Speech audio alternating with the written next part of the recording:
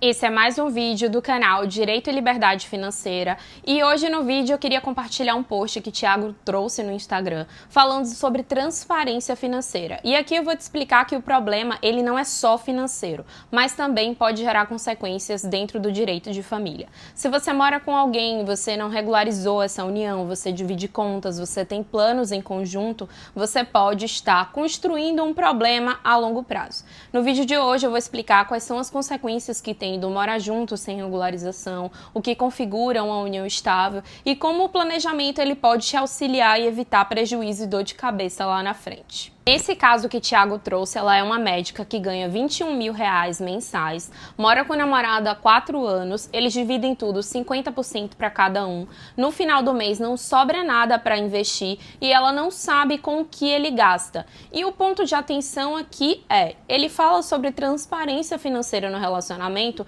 e esse é um ponto muito importante, principalmente porque quando você está com alguém construindo um futuro, você tem planos, é importante estar alinhada às expectativas, o que não parece ser aqui no caso concreto. Um ponto importante é que, basicamente, todas essas características podem constituir uma união estável. E aí é que mora o perigo. Se ela não sabe quanto ele ganha, eles não conversam sobre finanças, sobre organização financeira, quando você preenche ali os requisitos da união estável, que é convivência pública e contínua, intenção de constituir família, acontece o seguinte, o regime é imposto. E aí, obrigatoriamente, se for considerada e reconhecida a união estável, o regime vai ser o da comunhão parcial de bens. E o que é que diz nesse regime? Que tudo que foi adquirido na constância da união deve ser partilhado. Então, ainda que no momento não esteja sobrando nada, lá na frente, a partir do momento que sobrar, ou se ela estiver construindo o patrimônio, ela vai ter que dividir com essa pessoa que ela não sabe nem com o que gasta.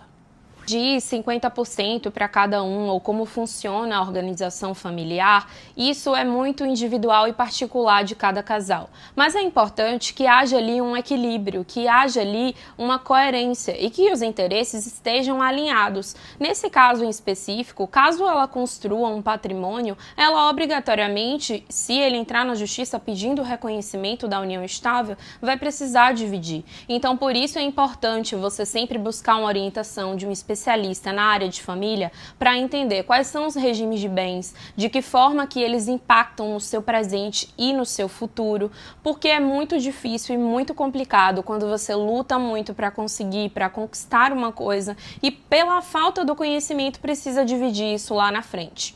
Muitas pessoas dizem que ninguém casa para separar. Isso é um fato. Ninguém mora junto, conhece uma pessoa, tem filhos, pensando no fim do relacionamento. Mas acontece que o planejamento, a conversa sobre dinheiro, sobre finanças, sobre organização, quanto cada um ganha, essa transparência financeira que realmente deve existir, ela é um ato de planejamento e que é muito mais justo e muito mais seguro para ambas as partes. Não quer dizer que você vai se separar e que não tem desconfiança, não precisa, né? Isso não é característica para que você vá se separar, que o outro se sinta ali de alguma forma prejudicado. A conversa clara e transparente, ela pode salvar muitos relacionamentos. E um dado que comprova isso é que no último ano o Brasil registrou muitos divórcios. E a consequência disso é justamente por conta de dinheiro, por conta da conversa financeira. Então, por isso é importante alinhar os objetivos, as expectativas, e um profissional ele pode perfeitamente alinhar isso. Inclusive regras de convivência, né? O combinado não sai caro, como costumam dizer.